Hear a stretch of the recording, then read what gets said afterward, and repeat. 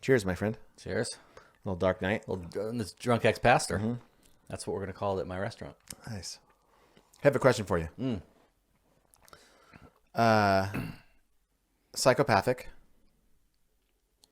Psychopath. How do you pronounce it if there's a Y on the end? Oh, like psychopathy or psychopathy? Yeah. Psychopathy. I don't know. It's psychopathy. Is it? Yeah. Because I've always wondered that. I've never known how to pronounce it, and that's why I've never said it. Yeah.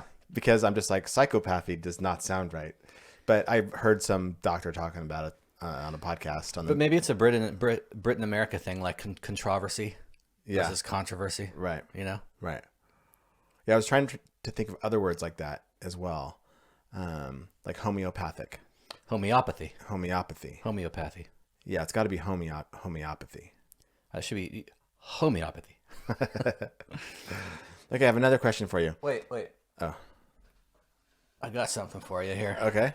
A little, Wow, how'd you get that down here? I'm very, very sneaky. Tricky. This is a little something for you. I hung up the La La Land poster in my office. Oh, really? Yeah. I'll have to take a look.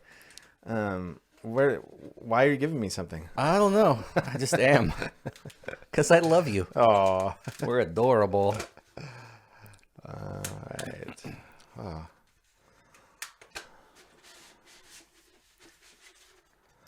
Oh, dude. Have you and I talked about this? No. Because I showed this to Vicky the other day, and I'm like, this thing is so cool. Really? Show Yeah. the camera. I'll try to. It's a In the Valley Below poster, and it's from the Pink Chateau, their movie that I was telling you have to watch because it has a bunch of nudity in it. Well, the poster has nudity in it. There's boobs in there. Yeah, And dude, and there's bush too. that's awesome. I might have to move La La Land to the other side of the office because this one's a little bit bigger. Yeah, that's 18 by 24. I went and bought a frame. I bought one too. Yeah. The reason I ordered it is because they posted on Instagram for that like last weekend or 2 weekends ago, free shipping. Oh, okay. Like there's a picture of Jeffrey and he's like, fuck it, free shipping for the weekend. So I'm like, you know what? I want to buy that poster because he's holding the poster. Yeah. So I went on the website and I bought 2 posters and I bought a couple t-shirts. Yeah. It was funny though, because when you came over the other day, you were wearing one of the t-shirts I bought. Yeah, the black one with the kind of light white lettering. Yeah, and I'm like, fuck, man. He just probably ordered that from the website. Also, he ordered the poster. I got that T-shirt from the last concert I went to. I asked you where you got it, and you told me that. Okay, But I'm like, okay, phew, you didn't get it on the website. But I saw this poster within the last week or so and showed it to Vicky. I'm like, I love this poster. It's so cool. But like, dude, I ordered it like a week ago Wednesday. It's funny looking at this poster after having watched the movie. I haven't seen that movie yet. No, I ordered it like over that weekend, and it was scheduled to arrive on Wednesday, right? Like a week ago almost. And so Wednesday comes around, I'm tracking the package, and it even gives me tracking. It's like it's going to be there between like 11 a.m. and like noon. Yeah. I'm like, oh my God. And so the mail comes, and there's nothing. And I'm checking the status, and it says it's been delivered. Oh, hitty. And I'm like, what? You know? And so I go to the post, and I'm thinking maybe it was because it came in a poster tube. Maybe it couldn't fit, and so it's at the post office. So I go to the post office, and it's with the carrier or something, like, you know. So I go there again, and they track it, and they're like, oh, we delivered it to this other address, and he told me what the address was. So I'm like, why? Why'd you do that? Yeah. It's like, it's not the same. Yeah. Like, I live on Sydney Avenue. They delivered it to 6th Avenue. Really? Same house number. And so I wrote I was trying to get a hold of the post office. It's hard to get in North Bend. Yeah. It's hard to get a hold of them. Yeah. Like I'd call, and then it would go to voicemail, or it would go to busy signal, or it would ring and ring and ring. Yeah. So finally, like yesterday, I'm like, fuck it. I'm going to go find this house. And I thought there's no way they're going to be home. They're going to look at me like I'm crazy, blah, blah, blah. But I'm knocking on the front door, and there's no answer. So I go around. There's a message saying, deliver mail to the back porch or whatever. So I'm walking around, and there's cars parked I'm like, okay, there's people here. So I knock, and the guy comes, and I'm like, sorry to bother you, but I think you received the package. You know, and as soon as I started saying it, he's like, yeah, hang on, you know.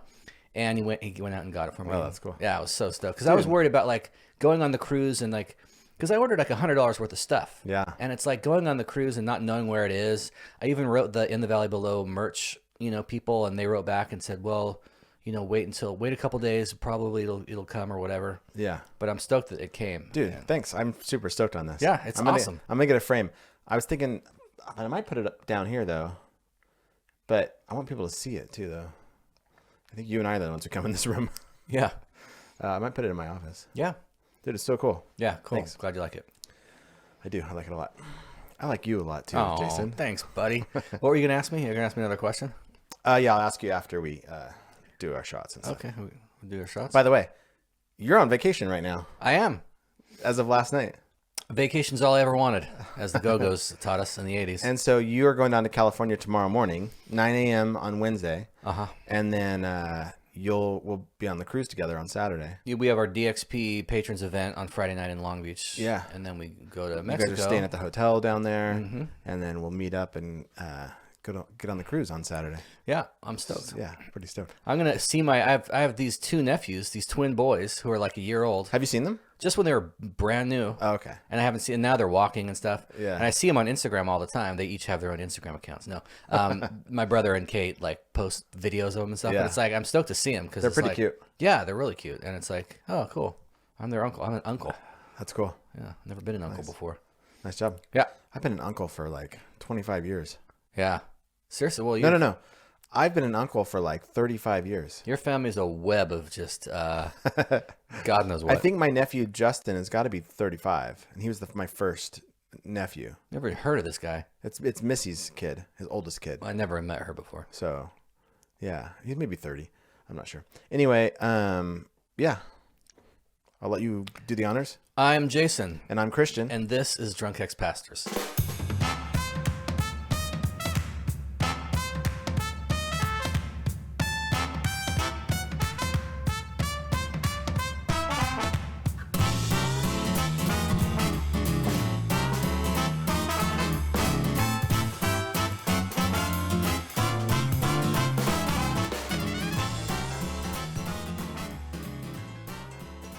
All right, we don't have a new patron, but we have a patron who upped his pledge. A lot. Yes, I think it's because he's feeling bad. About all the horrible things he says to everybody. You know what? Keep saying horrible things to people as long as you just feel guilty and do penance like that. We're fine. That's Te absolvo. Tyler Carrillo. And yeah, thanks, Tyler. We appreciate it. Yeah. And I have good conversations with Tyler. I like Tyler, but I can see how he could rub a few people the wrong way. Yeah. And he'll mature. Sure. I would like to go to a concert with Tyler sometime, though. It'd be fun to go to a concert with. Yeah. He sent me audio because he wrote me like a couple weeks ago, and he's like, "Oh my God, dude, you got to do stand up at an open mic. I just was at this club and I got up there. He and, just did it recently? Yeah. Stand up? Oh, okay. And he's like, it was people hated it so much, it was hilarious. And so I'm like, footage or it didn't happen. And so he emailed me an audio file, which I listened to the next day. And I wrote him back, and I'm like, ouch. He's like, yeah, they didn't like me at all. Kudos to him for having the balls to do it, though. That takes a lot of guts. Kudos to him for having the vag to do it, because that's got to be one of the toughest things in the world. Although I think about it sometimes, and I think like, if you knew that your jokes were good, like you had no doubt that the jokes work, and every time I get up in front of a new crowd, the jokes work. And if you had the material that was that good, Yeah. then it would just be like there'd be nothing. You have nothing to lose. Yeah. Sometimes I think about like, what would it be like? It would be interesting to perform someone else's jokes, provided the audience doesn't know, Right. or even if they do know but they just haven't heard them. Right. Like, hey, just so you know, the material I'm going to perform tonight, I'm going to do 5 minutes. It's somebody else's material. I just want to see if I can do it. I want to see if the jokes are that good, or if it's the delivery that I don't have that he does, Right. or maybe I do. I don't know, but Right. it's just like writing the jokes is like the hardest part. Like when we watch 30 Rock, I'm always like, I cannot be a comedy writer if that is what is comedy. I can't do that. But I think either of us could do it if we were in a room with other people and just throwing ideas out. Like, I think that when you have a room full of comedy writers, there are 10 jokes in 200 that are good, and there are 100 jokes that are just horrible. Yeah. And then there are 50 that are not very good, and there's 40 that are like, I don't know, and then there's 10 that are like, oh yeah, put that in for sure. Like, but I think that's key, is getting a group of people who are willing to sit there and just throw stupid ideas at the wall and not feel stupid for it. Well, I feel like I feel like the material that we've done here on this show, there's 20 minutes of stand-up in there. Oh yeah, you could do a Dick. You mean God. in our 287 episodes, there's 20 funny minutes? Yeah. Like a messed up math, you could do a bit on that. Yeah. There's all kinds of stuff that we do that could translate into into a stand-up act. All right, well, I got a shot for you here. Oh, what is it? I've been promising you this shot for a while. Oh, this is that one that BSB and something. BSB 103. Why is there so much in there? That's a normal shot. That's too much. I'm just gonna take a little sip. That's how you do a shot. All right. So anyway, I'm gonna reach over. Then we're gonna clink. Cheers. Cheers. Down the hatch.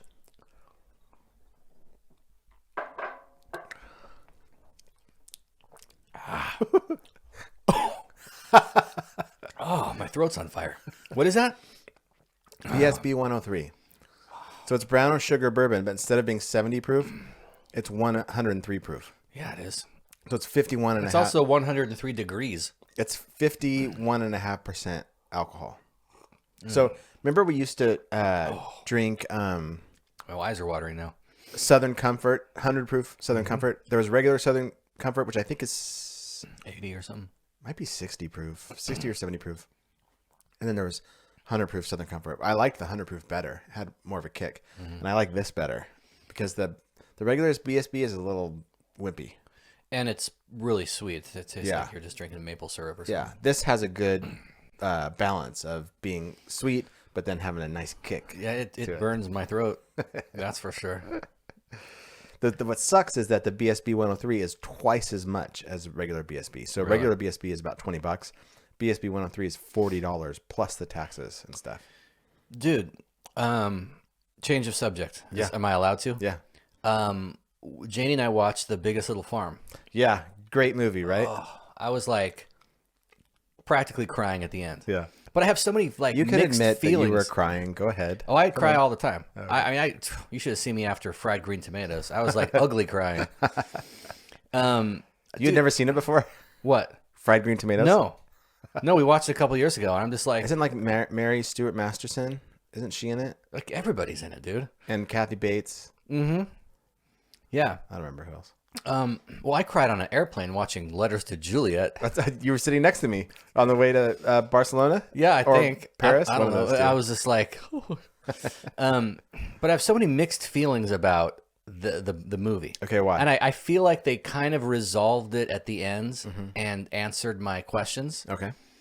But it's like the whole time I'm watching it, and it was like when I watched Midnight in Paris and got the exact wrong message from it. Right. Because if you haven't seen Midnight in Paris, audience, it's the message of the movie is don't ever romanticize any particular period of time. Right. Because if you go back to that period of time, they're romanticizing something that happened 50, 100 years before that, and so on and so forth. But I walked out of Midnight in Paris going like, oh my God, would have been awesome to live in Paris in the 20s. Right. I remember. I was with you. Yeah. Well, I'm watching the biggest little biggest or big biggest. The Biggest Little Farm. The Biggest Little Farm, which is about like this couple. It all starts where they adopt this rescue dog, and they live in this little apartment in like Santa Monica or someplace, and like the dog incessantly barks when they're not home. They eventually get so many complaints that they get evicted. And they promise the dog, the next place we live is going to be forever. It's going to be for the rest of your life. We won't uproot you again. Right. And they end up buying this like I don't know how many hundreds of acres in California, and growing just about everything you can grow, and having animals and everything, and the dog's happy and all that. But it's like I'm watching it going like, because every and their dream is to build a farm where everything works in unison. Yeah, they wanted to like create this ecosystem of like cooperative. They're not doing like monocropping where they're just farming 7 raspberries. million, They want a farm where they've got chickens, pigs, 75 different types of trees. Yeah, they've got like avocados, cherries, owls that are keeping the gophers at bay. Well, that's the part where ducks that are taking the snails. Well, it's like all of a sudden they're having all these problems. Like all of a sudden, this like gophers are eating the roots of the trees. And there's a snail infestation. Yeah, and so then they bring in these coyotes that kill the gophers, or these owls that eat the snails. And it's just like the owls eat the gophers, the ducks eat the snails. Okay, yeah, I think. But it's just like I'm watching it going like, and the pigs create bacon. But I'm thinking like maybe what you're doing is because the fact that it's so hard. That you're doing it wrong. You're doing something wrong because you're imposing, like growing crops is itself some sort of raping of nature. Just to be clear, that you are admitting from the beginning that you got the wrong message from this movie. Yeah, the message I got from it, they kind of at the end they kind of answered it. They put it. They came full circle. But as I'm watching it, I'm kind of going like, the amount of work and artificial, imposition upon nature that it takes to grow stuff without it all being eaten up or ruined it is astronomical. Like the work that it takes. And it's almost, I'm watching it going like, I don't think we're supposed to do this. I think nature, like, I don't think we're supposed to do this. And then it ties into the whole thing about agriculture. Like once we stopped being hunter-gatherers or foragers, we became agricultural. Like 10,000 years ago when we developed agricultural and we all suddenly had cities with thousands of people and you needed government and you needed all this stuff. And that's when disease started creeping in a bigger way than before. All that stuff. Yeah. That was that book that I read called Pandora's Seed. Talked all about that. How 10,000 years ago. Yeah. Well, I just started a book today, which I'll bring with me on the cruise, called Civilized to Death. And I published a couple excerpts from it today. He's talking about that. He's actually talking about what started giving us disease more than anything was domesticating animals and having animals live in your house. That's what gave us like fucking everything, all these diseases.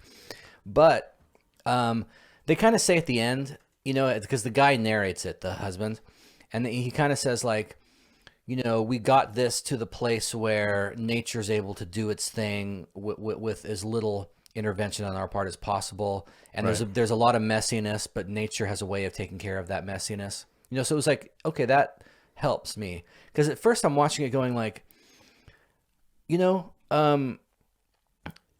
evolution seems to say like, things just kind of like evolve and if the apples are getting eaten by the snails, that's what then, like, yeah. But man is playing God. Yeah, it's still being managed by man, right? I mean, if you have an actual like field somewhere and apple or apricot or nectarine trees are growing and snails are coming and you have a pond with ducks, you're gonna you don't have to open the gate for the ducks to come in, for example. Right. It's like that's gonna happen naturally. Yeah. And so, but they're doing it in a more man-made fashion. Well, but you have to admit that it's 10 times better than monocropping. Oh yeah, right? No question. I love what they did. It's amazing. I love the film. Yeah. And I'd be remiss if I didn't mention that my brother Josh Kuna is a producer on this film. Yeah, they call him a consulting producer in the end credits. In the end credits, okay. Yeah, he's not in the opening credits. Yeah, he had a larger role, but he wasn't able to go live on the farm for a year, which the producer needed to do. But he played a part with it, which is, I'm pretty proud of him for this movie. Yeah, I'm proud of him for all the movies he's done, but this one almost got nominated for an Oscar, so that's pretty cool. I'm sure he would have taken me with him to the Oscars. Right? Of course, right? Yeah. But like one of the things that struck me, Jane and I were talking about this during the film, is the fact that like Christian dominionists would absolutely love this movie. And by Christian dominionists, I mean Christians who are of the conservative, ilk, who believe that man is charged with taking dominion over the earth and taking dominion over the birds of the air and the fish of the sea and the beasts of the field. Right. Who that man is the pinnacle of creation, and so therefore it's our job to basically manage, run, guard, These are not the vegans of the world. but they like the Christian the kind of people that I know who were influenced by that sort of dominionist theology would absolutely, they would say, this is what we're talking about. This is what it looks like to take dominion over nature. They came in, it was this rock hard soil, dry, dusty, nothing could grow there. And they transformed it into this utopian, beautiful, idyllic, farm. And it's like, it's interesting. It's kind of hit me out of nowhere. I was watching it. It's like, this is what, the best of Christian dominionism, and I hate that worldview. Yeah. But this is what they would appeal to. If they saw this movie, they'd be like, yeah, that. And I had people in my old church who were like, we're doing this kind of thing, not on that level at all, of course, but growing a lot of their own food. But that's not the only worldview that is in sync with the Biggest Little Farms philosophy. No, I'm just saying it's interesting that what these people are doing, which might look to a non-Christian as like, oh, the most hippie, non-religious thing you could possibly do. Right. It is the exact thing that a Christian, like the kind of person that Frank Schaeffer used to be, who we're going to interview eventually. He, it's like, yeah, that. Hopefully. He's not responding to me. Uh-oh. Yeah, I've written him once since he wrote the day before and said, oh, something, I'm so sorry. He was like, I'm so sorry. Something came up tomorrow.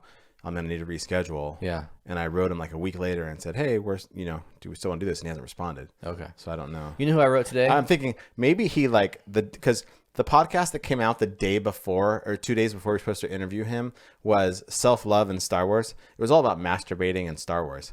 And so part of me is like, what if he was like, oh, I'm gonna be interviewed with these guys tomorrow. Maybe I should look and see what they're about. Yeah. And he looked and read, or maybe listened to that podcast and was like, nah. His loss. He could have been something. He could have been a big deal, but now he's just going to fade into obscurity. I mean, we love him. We both really like his philosophy and his worldview. So I hope that's not his only impression of us. I hope something. Yeah. I don't hope something catastrophic happened. Right. That he hasn't been able to respond, but I hope he does eventually. Well, I reached out to Christopher Ryan today. Who's that? He's the guy who wrote Civilized to Death and Sex at Dawn. Oh, nice. Because I just read the introduction of this book. And same guy. I'm like, dude, this book is unreal. Like, I already love it, but it's so depressing. It's so depressing. Janie was like, maybe you shouldn't bring that one on the cruise. Dude, okay, real quick. Besides, you've mentioned two things that are making me bring this up. One is the book you're bringing on the cruise and the word utopia. I'm bringing a book on the cruise, and it has utopia in the title. Do you know what it is? Utopia for Realists. Yeah. Have you read it? Yeah. Okay. Yeah, I have it. Okay. It's Rutger Bregman. Yeah. Love that guy. Yeah, so I bought that book this week to bring on the cruise with me. I'm super excited. Because it's all about the universal income? Universal basic income. Universal basic income. But other things, too. He touches on a lot of things. Yeah. It's kind of how the world could be. See, that book is very optimistic. Mm-hmm. Post-millennial, that's a book I would read. Well, he starts out at the very beginning of the book. He's like, in the past, everyone was sick and ugly, and now look at us. He's basically making a case, and I've heard him make this case before. I think it was on Bill Maher. I forget, but he makes the case that like things are really. I mean, on the broad scheme of things are really good now. Like we have straight teeth. We live past the age of 30. Mm-hmm. Speaking of Bill Maher and universal basic income, did you see Bill Maher? I haven't seen it yet. Oh, Andrew Yang is on it. Oh, I know that. Yeah, and Nancy Pelosi too. Dude, but Andrew Yang is like my favorite person I've seen that's running for president. From what I could see, he's funny. He has a sense of humor. He had a lapel pin that just said math. Like he's hilarious. Yeah, and he's all about a universal basic income. Yeah, which like if your dream is to live in an Airstream and a boondock, you could do that with a universal basic income if you worked till you were 50 to buy an Airstream. Yeah, I mean the universal basic income would have to be a lot more than Andrew Yang is hoping to give us, because he wants to give us $1,000 a month. But I'm saying if you had a paid off Airstream or a property, like you would need to work 10 hours a week somewhere, in conjunction with the universal basic income to support your lifestyle. Well, I think like I don't know if it was Rucker Bregman or if it was Andrew Yang himself tied the universal basic income idea to what's the word I'm looking for? Not robotics, but like oh, do you mean like there's a word. What is it? Fuck. It's like our jobs being automated. Yeah, automation. Because there's going to come a time, not too far down the road, where millions of jobs are obsolete. Mm-hmm. I mean, already like travel agents are obsolete for the most part, except for my cousin Alex. But like we have self-driving cars now. Mm-hmm. So once that's kind of like perfected, then truck drivers, bus drivers, car salesmen, all of that is going to be a thing of the past. And it's not just that field, but there's so many other fields. Like you were talking about that, the robot doing surgery, it was a robot dispensing medicine for prescriptions, a pharmacist. Yeah, they're way more accurate than an actual human pharmacist. Yeah. So it's like universal, because they've been talking about universal basic income since like the 60s or 70s. But like back then, some countries have it. Well, but back then, like automation was like, oh yeah, like on the Jetsons. Like it wasn't a thing yet. Do. But now it's like, no, we're there. And so pretty soon there's going to be like, there's no job. I can't like, unless my job is to fix a robot that does the job I used to do, there's no job for me. Well, you go to McDonald's at the Seattle airport now, and it's like half machines that you order from and half people you order from. Mm-hmm. I mean, they're just going to phase them out. Mm-hmm. And every grocery store in North Bend is adding more self-checkouts. Yeah. And we were talking about this on Saturday night, and not completely sober, talking about like there needs to either the super wealthy are just going to continue to get wealthier and wealthier because they're going to be like, oh, I don't have to pay these employees anymore. Mm-hmm. Or someone has to look and say, okay, we don't need these people for these manual jobs anymore because they've been done by automation. Mm-hmm. So we need to somehow find a way to take what would have been paid to those people and disperse it to the population. Yeah. And the problem is I want to be more optimistic that someone's going to come along and say, okay, 50% of jobs have been automated. Let's take the money that would have been spent on those people and give it to people. But I do feel myself being a little nihilistic like you, and going, no, all that's going to happen is you're going to have a bunch of people who don't have jobs, and you're going to have rich people, billionaires making more billions. Yeah, and if history is any indication, it's going to be that happens. Yeah. I mean, it's like you look at the homelessness problem in Seattle and Los Angeles, across the country, San Francisco especially. It's just like... Do you think it's going to be that way in every country, though, or just in the United States? Do you think Norway is going to say, hey, half of our jobs are automated now, so let's take that money that would have spent towards those people and spread it out to the population?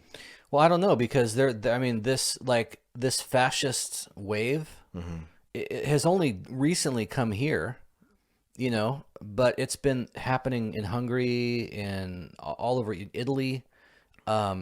It's happening in Brazil. It's like there's this weird fascist moment that we're in. Yeah. That it's like you think of like Scandinavian countries, and you think, oh, they're immune to the problems that we have because they've got this like just kind of democratic socialism and this infrastructure and this like safety net, that everyone's like on board with.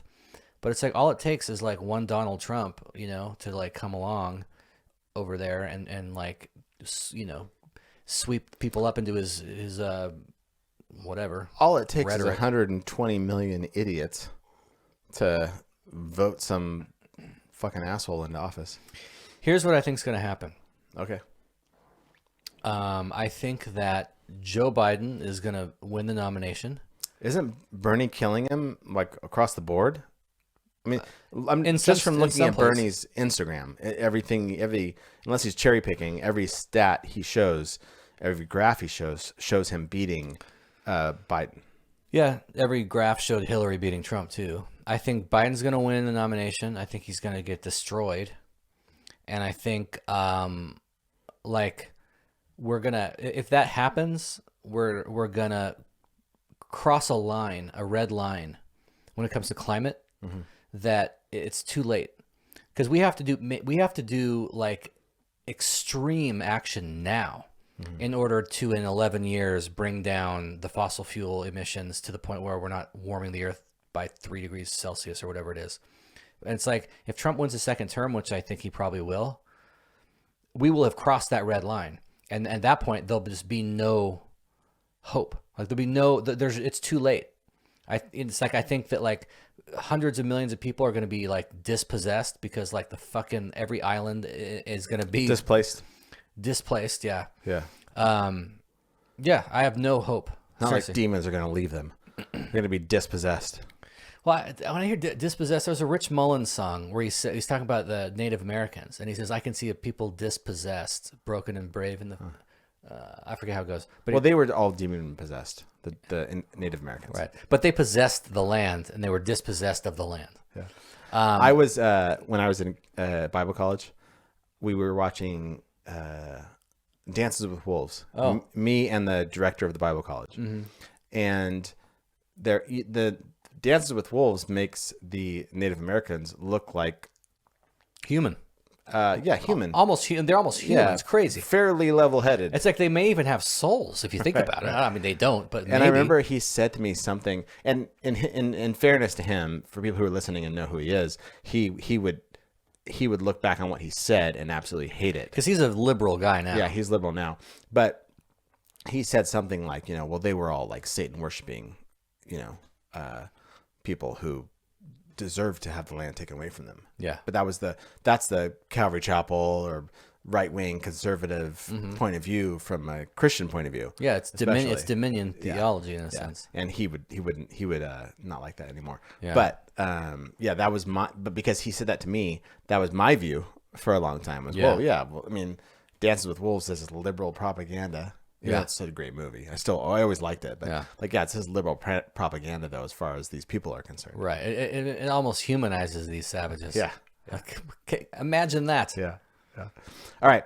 I have 2 questions for you before we get on with the Proust Questionnaire, Oh yeah. which we're clearly not going to get all the way through. You named this episode the Proust question, or The last episode. Drunk Ex-Prousters. Oh. I named it Drunk Ex-Prousters Part 1. Okay. And that makes my job easier for this one. Yeah. So this will I be, already have a title in mind. that's amazing. You're so fast. That's how things just come to me. Right. So next episode will be Drunk Ex-Prousters Part 2. The next episode will be Dan Koch. He's gonna be, because we're gonna be on the cruise, so we're gonna take his interview, which was really fun. Yeah. And put his as our next episode, and then when we come back, we'll do Drunk Ex-Prousters Part 3. All right. So anyway, here are my 2 questions. Okay. If suddenly there was to be no water to drink, no drinkable water, who survives longer? Camels. Let me finish my question. I'm not done with my question. Who survives longer? The person who drinks a gallon of water a day and is super well hydrated, or Who used to when there was water? yeah. No, suddenly tomorrow there's no water. Okay. No drinkable water. Okay. So who survives longer from that point? The person who drinks a gallon of water a day and is super well hydrated, or the person who hardly ever drinks water and is just used to being dehydrated? That guy. Really? You think so? If you like can subsist on like a droplet of water a day, and there's no more water, it's like, oh, hopefully it'll rain. I'll stick my tongue out and I'm good. Right? My point of view is the person who is more well hydrated when the drinkable water disappears will survive longer than Because the person who's just dehydrated all the time. Why? The guy who's dehydrated has a bunch of water weight, so he's got whereas the So why do you think that though? So why doesn't a horse? Why wouldn't a horse last longer than a camel in the desert then? Because you can't make a horse drink even if you can lead him to water. True. You got me there. And don't look a gift horse in the mouth. Right. Right. And a watch pot never boils. I don't know. This was a conversation that we were having on Saturday night. Again, well, not completely sober, and it was like we need to figure this out. So I think we have enough listeners who can tell us, maybe even like somebody who knows something and can tell us who would last longer: the well-hydrated person, or the person who is severely dehydrated but is always severely dehydrated. Even if somebody out there is a scientist and they've got their PhD in like hydrology, they don't know anything. They don't know shit. It's all not after listening to this podcast. It's all anybody's guess. Here's my question. This whole thing about how you need water, like, I mean, I drink water, but it's like, good. But not everyone. I mean, like people who don't drink water, where do they get their water? Is it like coffee? Well, coffee is made of water. You can get water from coffee. Like, what do you call it? What's that tea that you mix water with? The powder that you like. Oh, what's that Kool-Aid? stuff called? Not Kool-Aid, but Kool-Aid's a good example. Yeah. Where do people who don't drink water get their water? Tang? Because they say you need water. You need to drink this much water to live. Right. And it's like, there are people who don't drink any water. You should see the people I work with. There's this guy. Vicky hates water. How do you hate water? How do you hate water? No, she hates it. She can't stand the taste of it. It's like I hate the way air smells. I know. This guy. Well, she can't smell either. So that could be helpful actually. Yeah, if she could smell, she probably would hate the way air smells. Well, I work with this guy who he's like 23, 24, and he just revels in being unhealthy. I mean, he'll just like go home after work at 11 o'clock at night and like order a pizza and play video games till like 5 in the morning. That's because when you're 23, 24, you think you're going to live forever. And you think that I have plenty of time to reverse whatever happens to me. Yeah, whatever I'm doing now, I can always do a U-turn. Yeah. But he'll drink these like, I mean, he just drinks like Monster Energy and all this stuff. Like he gets some drink. It's called a White Jolt? Walker. Oh. It's called a White Walker from Game of Thrones. It's like this bright blue drink. Yeah. And I don't even know what the fuck it is. Blue Curacao, I'm sure. That's the only way to make it drink blue. No, but it's not an alcoholic drink because he drinks it at work constantly. Oh. But I guarantee that guy hasn't tasted water since maybe he was 7. Yeah. But he's alive. Yeah. So this whole thing about how we need water is just a bunch of scientific bullshit, bunch of propaganda. I have another question for you. Oh. So the other morning, I was 190.6, I believe. The lowest I've been since I started losing weight at my maximum weight, which was 218 4 months ago. 4.5 months. I thought you were into the 220s. No, 218 was the most I ever Really? hit. Yeah. Huh. Yeah. You look like you were in the 220s. Thank you. But this is leading to my next question. Okay. So 190.6, and then when I went to bed that day, I was 196. Okay, so I gained 6 pounds. 5.4 pounds. I think I was 196.2. 5.4 pounds throughout the day. But that day, I ate 1,400 calories of food. So all I had for the entire day was water and 1,400 calories of food. And I somehow gained 5.5 pounds. It's bullshit. It's all bullshit. It's like Jesus directly tells you what you weigh. Like you get on a scale and Jesus just decides it. It's like, the other day, dude, I weighed myself and I forget what it was. And then an hour later I pooped. Yeah. And I got back on the scale. You weighed more. I weighed 1.5 pounds more. So it's like, okay, so according to this science, poo not only weighs nothing. It has a negative weight. It has negative weight. It's like a black hole in space. Like, what the fuck is up with that? Like that's, or it's like, it seems to me like here's how it should work. If I weigh myself, mm-hmm. and let's say I weigh 185, okay, mm-hmm. And then I eat a hamburger and fries, and you weigh the hamburger and fries on a scale, and you're used to weighing food. Like what is like a restaurant style hamburger and fries weigh? Is it a quarter pounder? I don't know. Whatever. I can do that. I don't know, 1.5 pounds. Okay, so if you put that on the scale and it weighs 1.5 pounds. And then I get back on the scale and I weigh 185. And then you put the hamburger and fries in my hand. I should weigh 1.5 pounds more. Right, I agree. And then if I step off the scale and eat the hamburger and fries and then step back on the scale, I should weigh exactly 1.5 pounds more. Yeah. I mean, that's how I weigh my dog.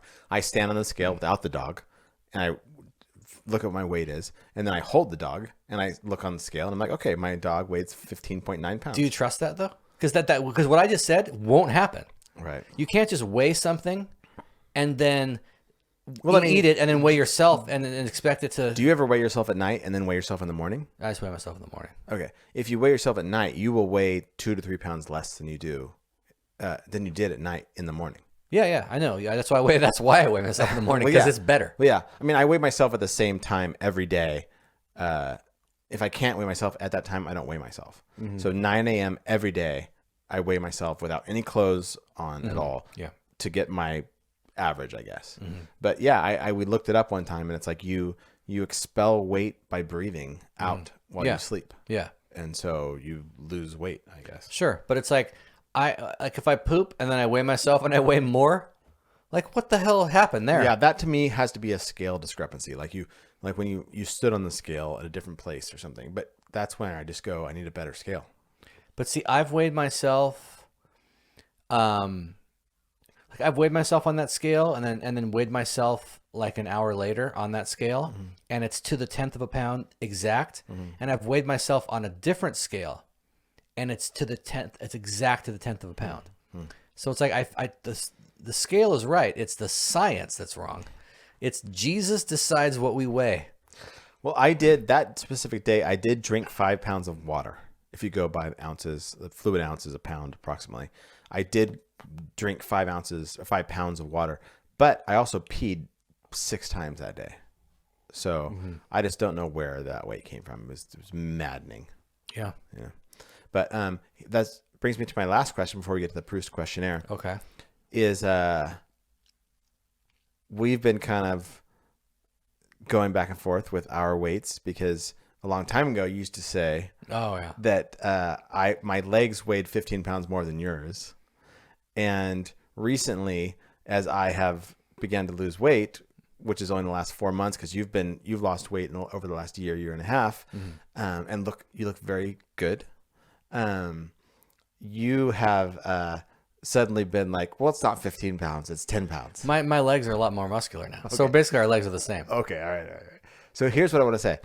I was 190.6 at my lowest. I'm around 191, I would say, if I averaged out everything recently. Would you be willing to say that we're the same weight relatively on the cruise? This morning we look like we are the same weight from the waist up anyway. Yeah, like I was 181 today.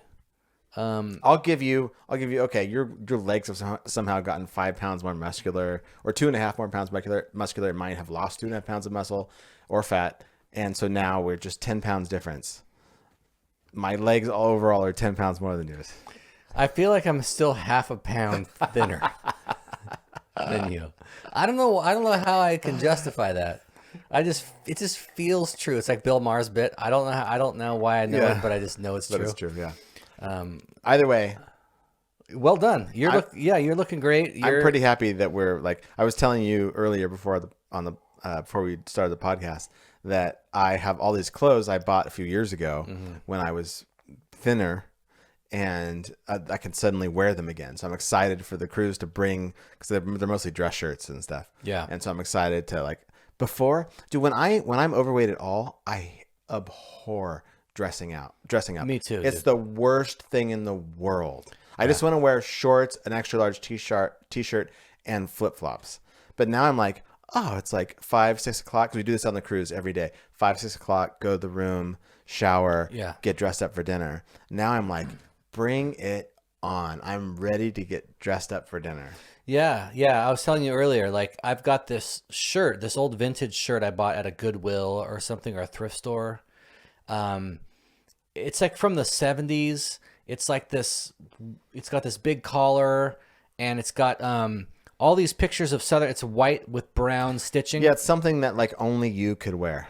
Like if I wore it, people would be like, what the fuck are you wearing? Yeah. But it looks really good on you. And it's like got all these pictures of Southern California stuff on it. Like there's a picture of like Disneyland, a picture of like San Clemente, Yeah. I love this shirt, and I wore it in Paris. There's pictures of us in Paris where I'm wearing this shirt. Yeah. And Paris was after we did P90X. Yeah. And so we were both That was the probably best shape I've ever been in. Yes, we were about as yeah. lean as we've ever been. Yeah. And I was picking out stuff to pack because I was packing for the cruise. I'm like, oh man, I love this shirt. I forgot I had this. It's way in the back of my closet.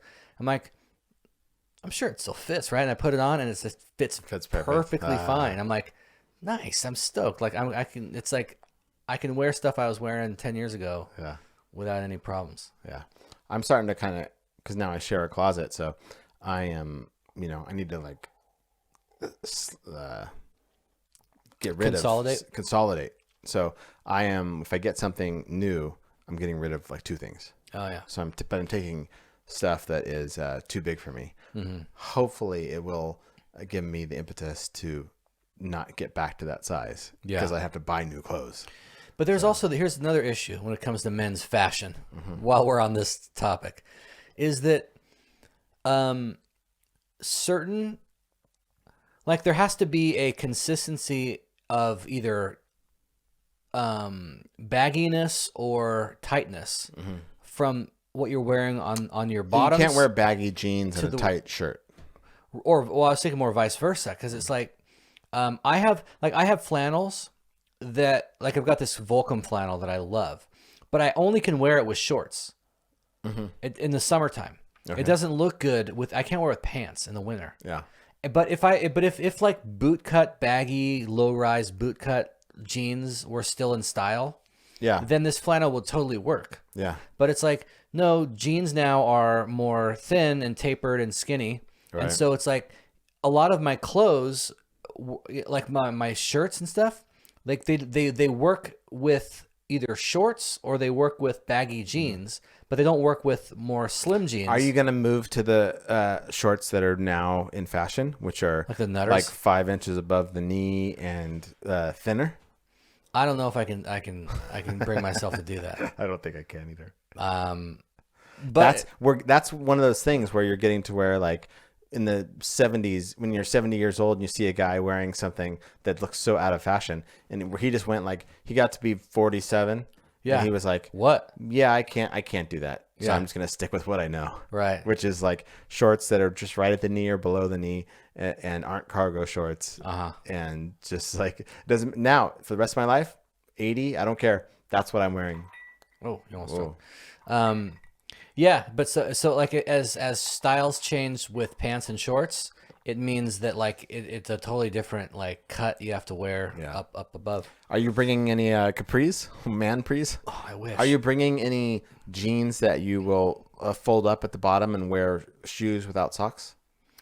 No, because that's a huge thing now for guys' style right now. Yeah, no, I mean not these jeans, but other jeans I have. I cuff them at the bottom. But you do. You're not bringing those? I'm bringing them. Okay. You're going to wear them like that? Cuffed? Yeah.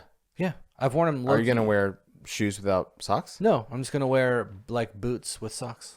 Okay. I don't think I've seen you wear that. You have. Like tons of times. I don't think I've noticed you wearing that. I look at like Rob Bell.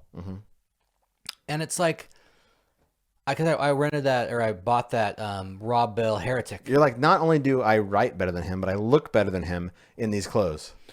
Well, I look at what he wears, and it's like, I mean, Heretic came out like a year ago at least. Yeah, the documentary about him.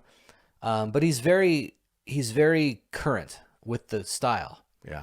But I look at him and I'm like, you look like a fucking idiot. Like you look so stupid. Like what the hell are you wearing, you know?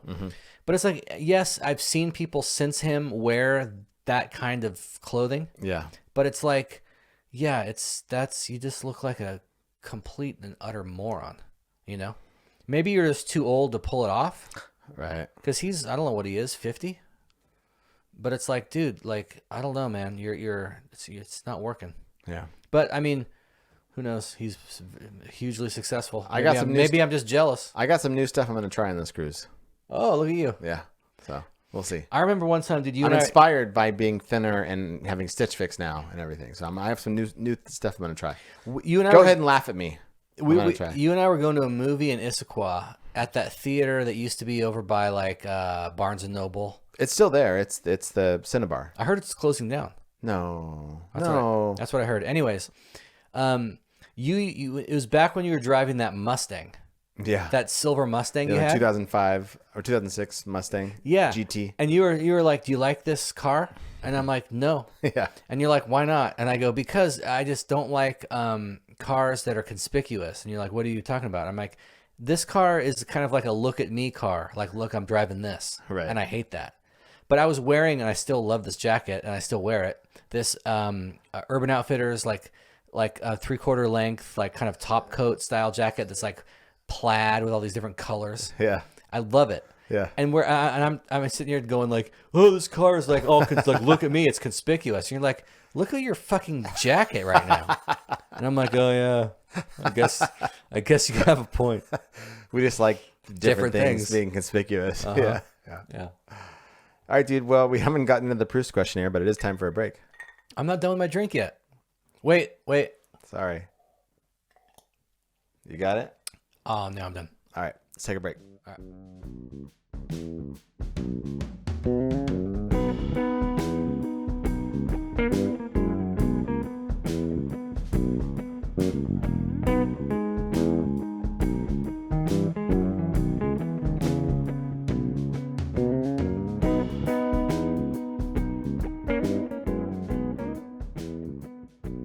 Dude, all like when I'm high. Are we on? Yeah. Oh shit, are we serious? Yeah. Fuck, dude, I didn't know we were on. Never mind. Woo! All right. We are in this in the second part no of idea, our dude. podcast.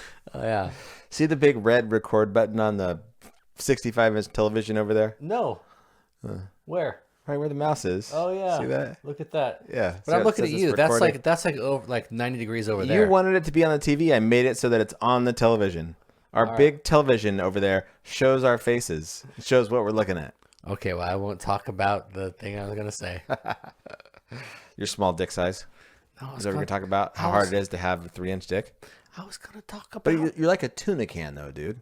So it's like you can't hit the end, but you can beat the hell out of the sides. What's that line from Will Arnett? I'm hung like a manhole cover. Will Arnett has some kind of game show that he's on. Dude, I use that. But he looks like he's aged 20 years. Oh, really? Especially, he looks like he's gained a bunch of weight in his face. Oh, yeah. I use that tuna can line because I heard it from you, who heard it from Phil. Yeah. And I use it at work, and dude, it was a huge hit. I said, like, because we're all making jokes about small dicks, and I'm like, yeah, I can't hit the back of a tuna can, but I can hit the sides. And like everyone just thought it was the funniest thing ever. I think when Phil said it to me, he said, I can't hit the end, but I can beat the hell out of the sides. Mm-hmm. Anyway. All right. Anyway. So we are doing that. I'm not going to talk about drugs or needing drugs. No. We're going to go to the Proust Questionnaire. So this will be most likely based on our recent history. This will be the Drunk Ex-Prousters Part 2.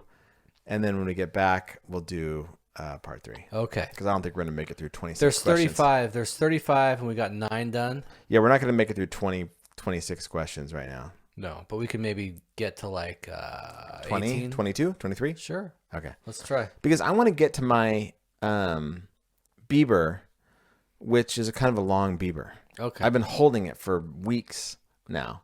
So I kind of want to get there. So you've been holding a long Bieber? Long and thick Bieber. Yeah. Okay. All right. So question 10, who asks first? Do you remember? I don't remember. I'll start first. Oh, okay. I don't ask any of them because I don't have the questions in front of me. Oh. One of us answers first. Oh, and answers the other, first. And the next, okay. the next one. Yeah. You answer this one first. Okay. What do you most dislike about your appearance?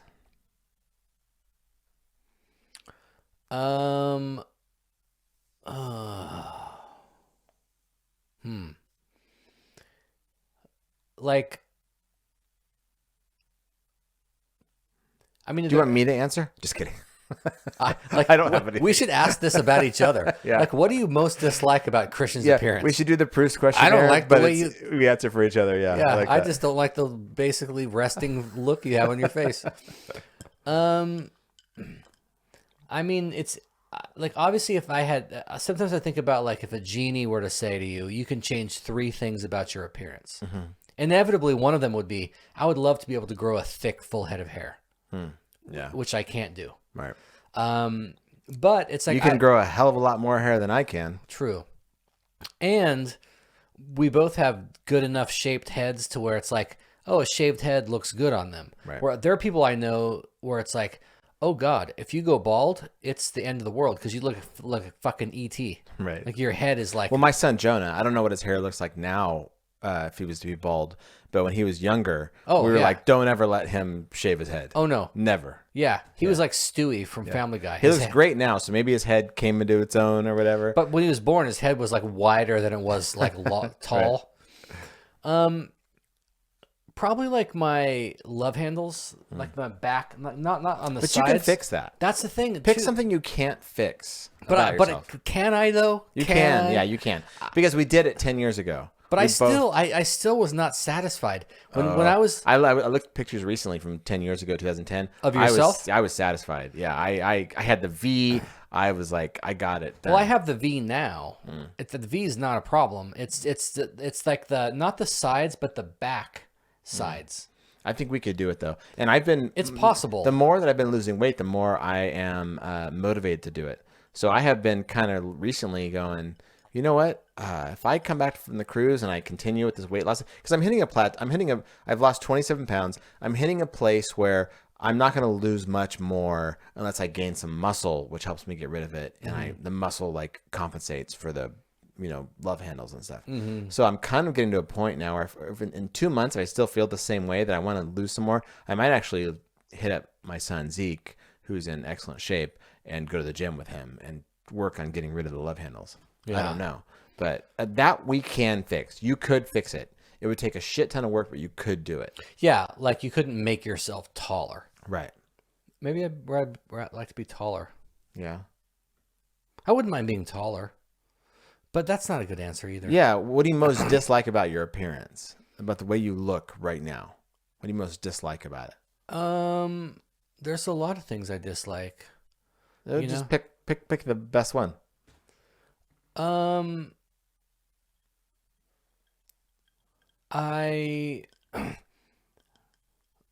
kind of got some like under eye like puffiness all the time that I wish weren't there.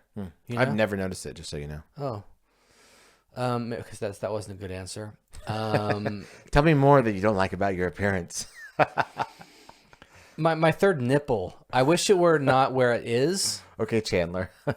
It's my nubbin. He calls it his nubbin. If it's a portal to the land of Narnia. I mean, I would definitely like to be. I wish I were taller. I'm at 5'10". Yeah, but I would love to be like 6'4". Yeah, not me. I think 6'2". Okay, but same thing. I'm 5'9" and 3/4, 2/3 around there. Yeah, I'm a quarter inch shorter than you. But like, it would be nice to be taller. Yeah. I mean, I wish I could like grow a full head of hair.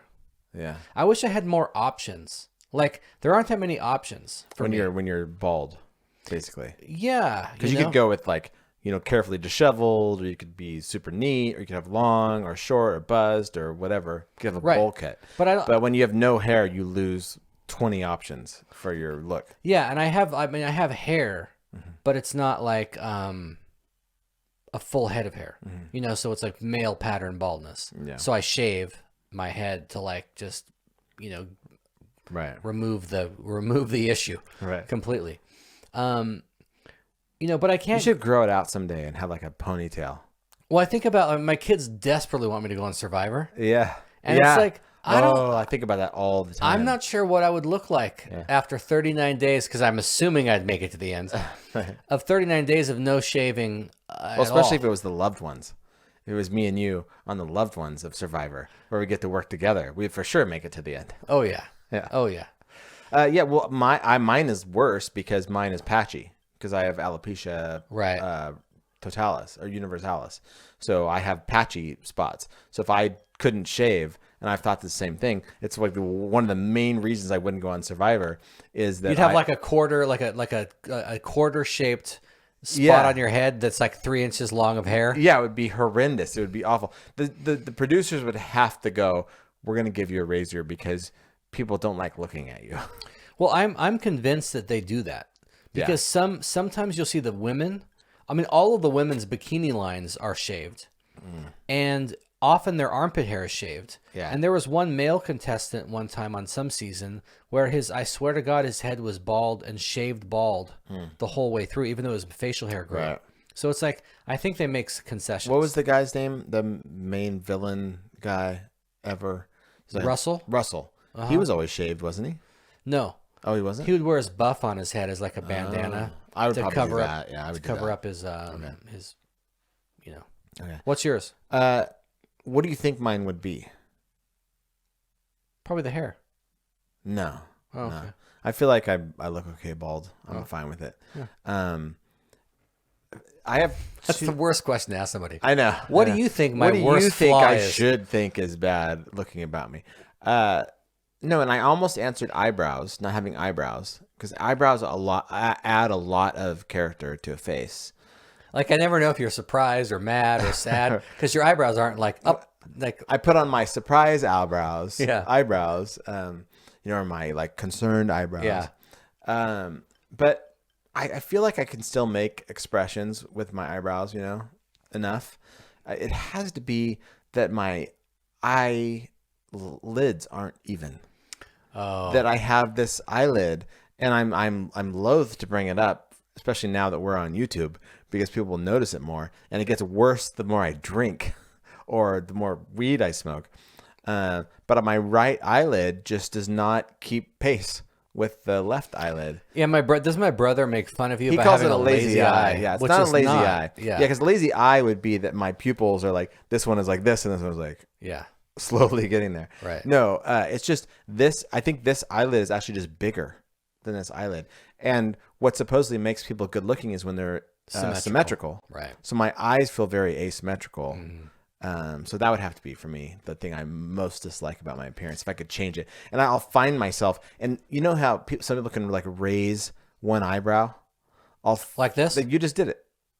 Say it. Say something when you do it. Okay, so I'm gonna raise an eyebrow. That's very impressive. Yeah. So It's my one talent. you can also roll a quarter on your fingers, which is true. pretty impressive. I find myself, especially when I know that I'm drunk or high, trying to raise that eyelid, and it just doesn't work. So I'll find myself talking, and I'm just like this to people. And you could probably get surgery for it, but it'd make you look like some fucking monster. Yeah, is there plastic surgery for eyelids? Probably. There's everything. Like cut like a quarter inch off this eyelid. Like, hey, doctor, that vaginal rejuvenation thing you do for women. Do it for my eyelid. Yeah, that have like fucking flopping roast beef Yeah. down to their knees. Do that on me. Yeah. All right. Question 11. No, wait. Oh. You ever notice like Tom York, the lead singer of Radiohead? Yeah, he has it pretty bad. He has a fucked up eye, his left eye. Yeah. Dude, the other day on YouTube, I was watching this, like, on my YouTube, like, homepage, it was like 39 or 107 things about Radiohead you didn't know.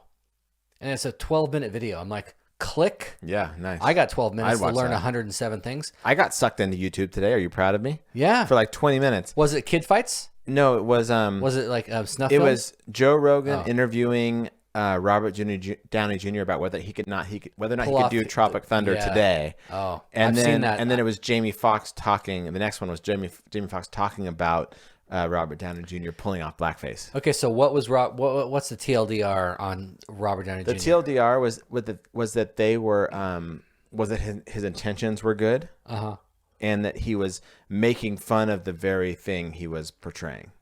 So And it was the character that had surgery done on himself. It wasn't like I'm putting on blackface. Like yeah, like Anthony Jeselnik's joke about like I'm not racist. I have like loads of friends who are black for Halloween. right. No, it was like no. His character is such a method actor Yeah. that he actually had pigment surgery done on himself to Yeah. make him black. Yeah. What was Jamie Foxx's take? Jamie Foxx's take was that he loved it, and that I mean he didn't add that much to the conversation, but yeah, it was 20. I spent 20 minutes watching that. But Joe anyway, Rogan the thing. thing about Tom York is he was born with a paralyzed left eye. Oh wow. And he couldn't open his left eye until he was 6. I think he had surgery done. So now when you see him and his left eye is all droopy and his right eye is open, it's because until he was 6 years old, he couldn't even open his left eye at all. Oh, wow. And they had to do surgery in order for him to even open it and make it functional. Wow. Which was crazy. Like, I didn't know that. Yeah. Well, it's one of those things where like you get one sense is Heightened. reduced, Yeah. and the other one is heightened. He's like, yeah, So his maybe voice... I can't see shit, but like I can smell like a motherfucker. Right. Well, in his case, he can't see shit, but his voice is amazing. I can feel stuff. Yeah. Anyway, okay. So question 11. I get this one first. Yeah. Which living person do you despise the most? That's easy, right? Trump. Mm-hmm. I mean, he's everything I disliked before he became president, and then he became president. Yeah. And there was a time a few years ago when we thought he might get voted in, and we were like, maybe he's just psyching us all out. Maybe he's going to become president, and he's going to be like, psych, I was a secret Democrat all along, and this was all a big ploy. Yeah. And all he did was just become worse than you could ever imagine. What about you?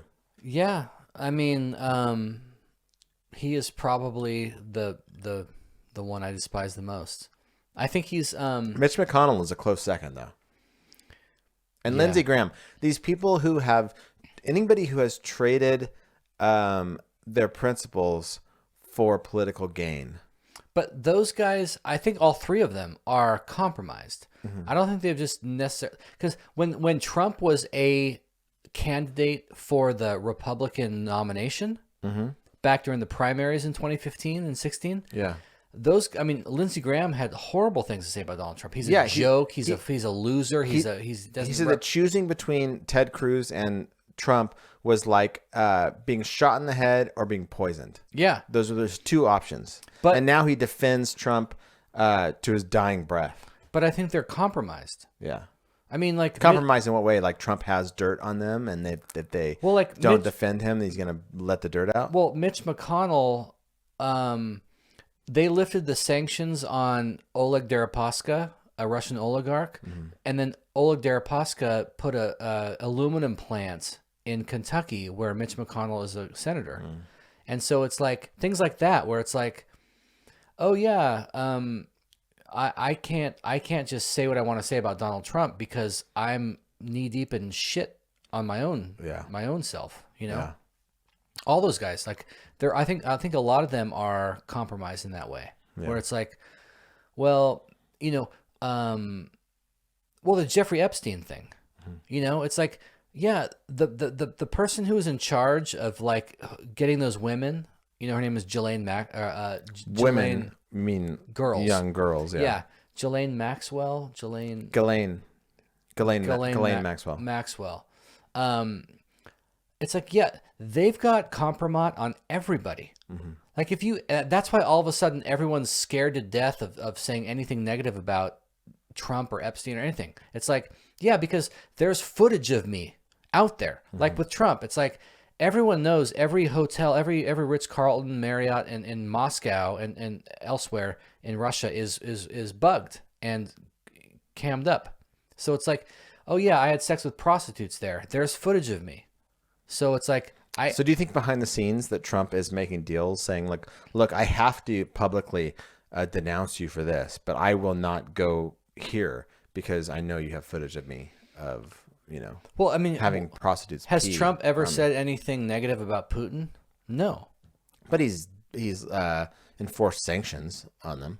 Yeah, and I'm sure it's like, yeah, I got to do this, but that's what I'm saying. But they also lifted them. They fucking lifted them on Oleg Deripaska and other people. Where it's like, I don't think that they suddenly just had a change of heart. I think they realized like, yeah, I need to like make sure. Yeah. Like Russia has demonstrated its superiority when it comes to cyber warfare. Yeah. So it's like, okay, well, I've fucked a lot of 14-year-olds.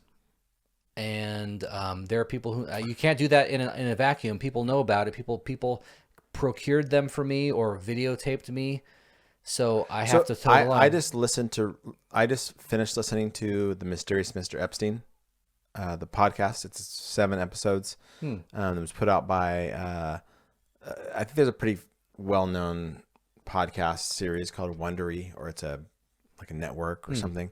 But it was really well done. It was about Jeffrey Epstein, and it was about how in between 2006 2008 he was charged with all of these crimes. Oh yeah, and he got a sweetheart deal. Yeah, what was his name? He's the Acosta, Alex Acosta. He was he wasn't the attorney general, but he was some bigwig in the government in Florida. Yeah.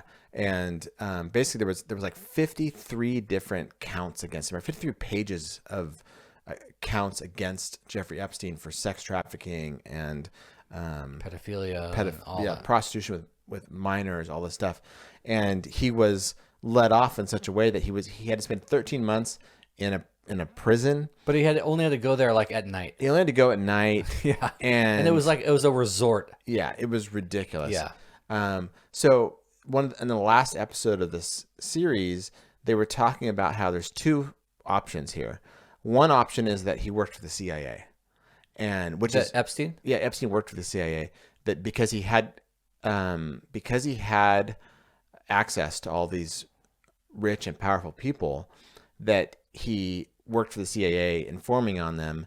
And when he got in trouble, the CIA intervened and helped with his sentence, because he should have been put in life for prison with the charges that were against him. Yeah. The other thing is that he had so much dirt on people that somebody powerful who he had dirt on intervened with Alex. I think his name was Alex Acosta. It was Acosta, whatever it is. Intervened with Acosta to get him let off on a lenient sentence. And then of course in 2019 when he was finally murdered. Yeah, when he was caught. And they talked about that too. They're not conspiracy theorists by any means, but they took a very serious look at it and said there's a lot of evidence to show that there's foul play for sure. That he probably was not. He probably didn't commit suicide. So. Yeah. Anyway. So that's who I despise the most is Donald Trump. Yeah. All right. Question 12. This one goes to you first. What is the quality that you most like in a man? Like a man or just a human? A man, because the next question is, what is the quality you most like in a woman? I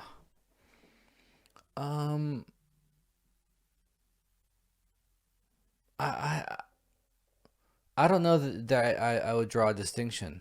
Like the people I like are people who are thoughtful and self-reflective and willing to take a hard look at themselves and think through things. Like those are the people I'm drawn to, whether they're male or female for me. Like somebody who is able to step outside their own ego, their egoic narrative, and think about like. So sensitivity. Yeah, is like part of that, a huge part of that. Yeah. Yeah. Those people are interesting.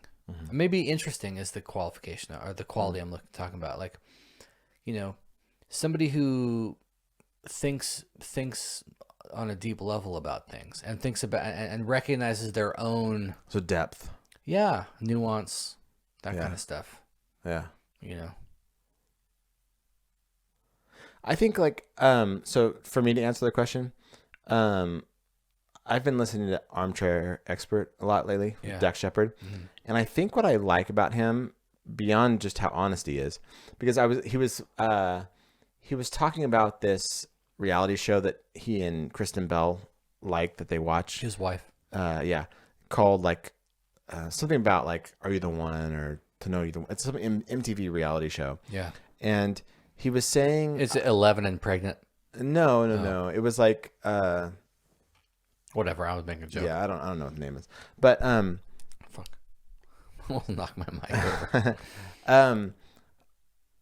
He was saying every season there's at least two women that I'm fairly attracted to, that I'm attracted to profoundly, Yeah. And it's I remember thinking, okay, well, first of all, I like his honesty. That it's not just oh yeah, no, they're cute. He's saying Do you let your wife listen to this though? right. It's like he's watching the show with Krista, and he's saying, I'm profoundly attracted to these women. It's like to where it affects him. But beyond that, it was beyond his honesty. It's his sensitivity. Now I'm gushing about Dex Shepard, but his sensitivity when he is interviewing, like I'm listening to his interview. First of all, his co-host. Melissa?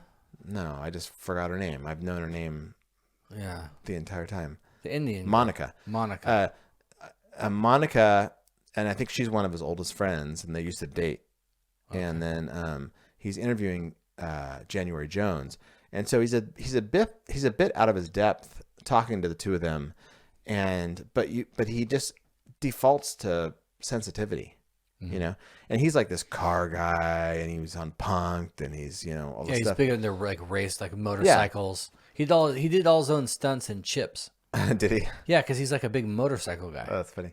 He interviewed. I listened to him interview Rainn Wilson lately. I want to hear that one too. Dwight from The Office, and they're both talking about how nobody wants to see them as the leading men.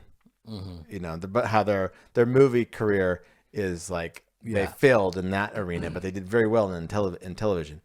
But just his sensitivity and the lack of the id, the ego in him, which I admire that a lot in him, because I think that's harder for a man to let go of than a woman. And so I really like that trait in him and in other men I meet, when it's not, they don't feel like they have to, promote themselves that much. They're okay with letting other people have the light or whatever, and maybe it's something that I lack in myself. I don't know, but I like that. I wish I could be that way. I want to be that way more. I like that trait in men. You know who exhibited that just today is Bernie Sanders. Because Hillary came out, there was some documentary about her that was, parts of it were like talked about today on social media, and one of the things Hillary said was like, oh, Bernie, nobody likes him. Nobody wants to work with him. Like, she's shitting all over him. Oh, yeah. And it's like, I saw something bitch, about that. this guy did 40. You did 8 events for Obama after you lost the nomination to him in 2008. He did 40-something events for you after he lost. Yeah. And and there you go shitting all over him. Yeah. And so somebody approached him in the halls, because he's there for impeachment, Yeah. And somebody said, hey, what do you have to say about Hillary saying that no one likes you? And he just said, on a good day, my wife likes me. But that's all he's like, other than that, I'm not going to say anything. Yeah. And it's like, yeah, dude, that's fucking A. Like, that's Jesus right there. Like, Yeah. turn the other cheek, bite your tongue, take the high road. I'm not going to exchange these jabs tit for tat. Right. He's just going to be like, no, I'm not going to, right. Right. And Elizabeth Warren shat all over him too last week. Really? Yes. I mean, she's just like, with the whole thing where he supposedly told me said that no woman can't win the White House. And part of me with that whole thing is like, that doesn't make him misogynistic to say that. That he's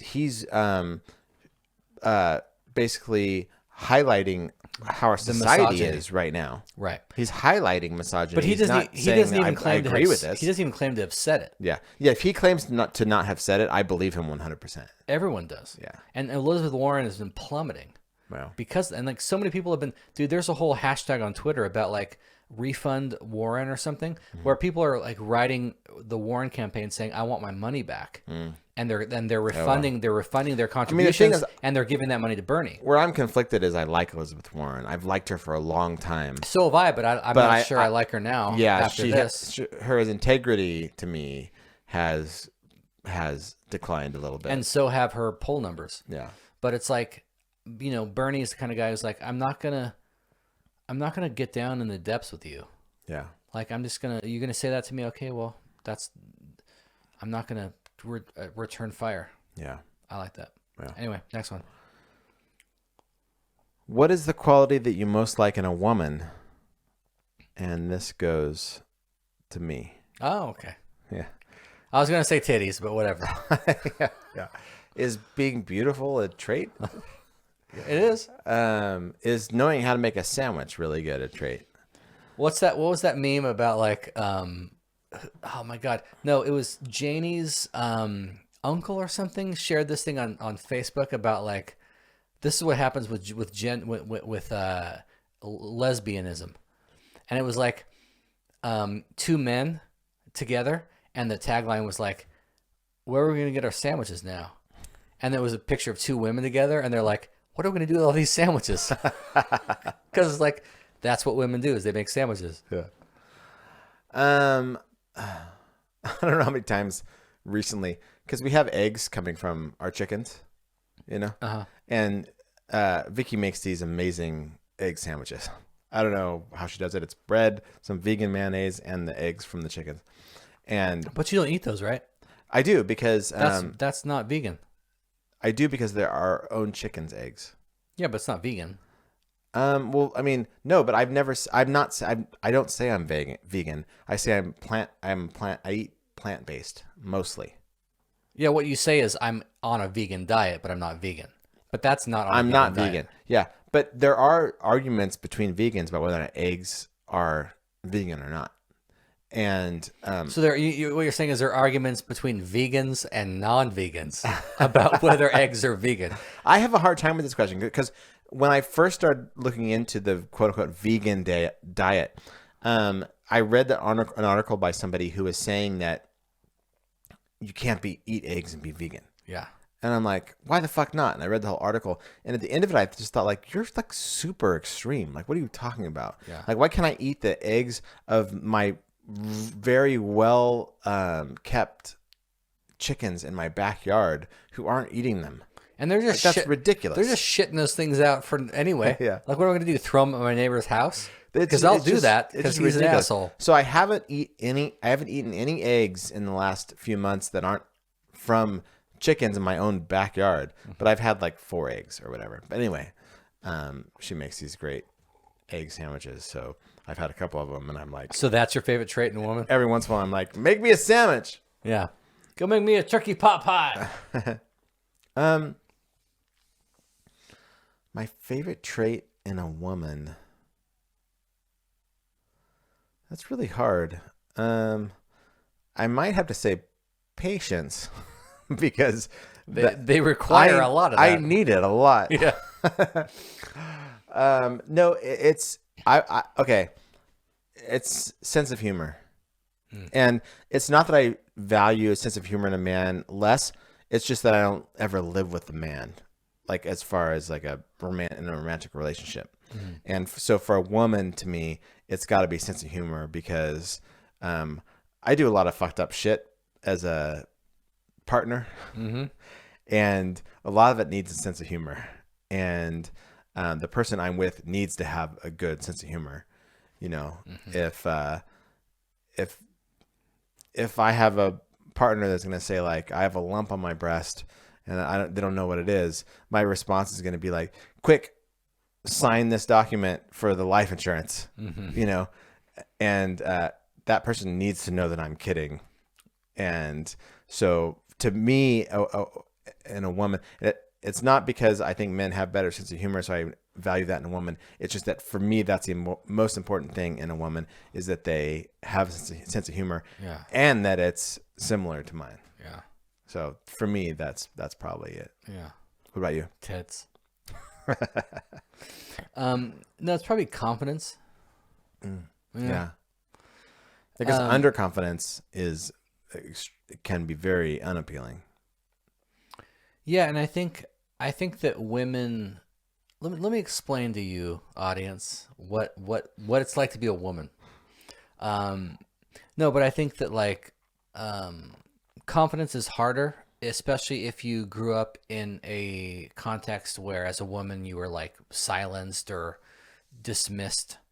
You know, so it creates this like dynamic where you go from being a child to being an adult, and you have no confidence because you don't feel like you have a voice. You know. Yeah.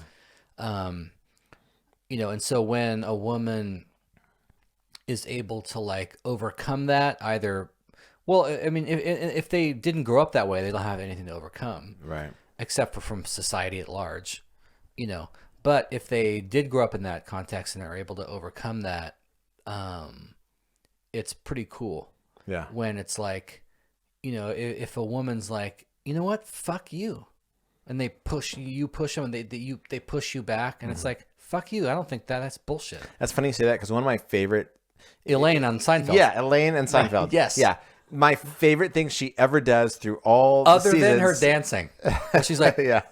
Is when she pushes somebody really hard. Get out. And Yeah. she just pushes them. As soon as she does that, I'm like, I love you. I love her. Yeah. No, but I love that, and there's something really cool about that. Yeah. I think. Yeah. Yeah. Good answer. All right. Question 14. How many of these? 35? 35. Jeez. Yeah. Which words or phrases do you most overuse? This is for you. Are we going to take like off the table right away? I don't say that. I remember when I was a pastor, I would get people would give me a lot of shit for saying like unpack. They would give you shit for what? Saying like. No. For saying like or unpack, I'm not sure which one you're talking about. What are you talking about? Did I say like? Yeah. You said for saying like unpack. That's ridiculous. No, I'd say like, let me unpack this. Let me like just by way of unpacking what Paul means here, or let's unpack what John is. Right. What do they want you to say? Let me exegete this for you. Let me interpret this for you. I remember one time. Let me elaborate for you. When I was a assistant pastor at Covenant Press in Issaquah before I launched Exile Presbyterian. Yeah, I just saw Covenant Press's name in my taxes today because I was cleaning out my file cabinet from 2004, and I guess I gave them a bunch of tithes, and so it was in my charitable donations. Really? So I haven't seen the name Covenant Presbyterian Church in years, but I saw it today, and you just brought it up. So. Well, a family was, they had their little daughter who was like, I don't know, 8. So he worked for Microsoft. I think he may have, actually. Yeah. It's not who he's not Asian? No, whoever you're Okay. thinking of, it's not them. All right. But she was going to become a communicant member, right? So she was going to go from being a baptized baby to being like, I understand and accept the gospel, and so now I'm going to come to communion and take the bread and the cup. Yeah. And so the pastors and elders had a little meeting with her, like asking her questions, like, "Oh, so what do you who is Jesus?" and all the basic stuff. Yeah.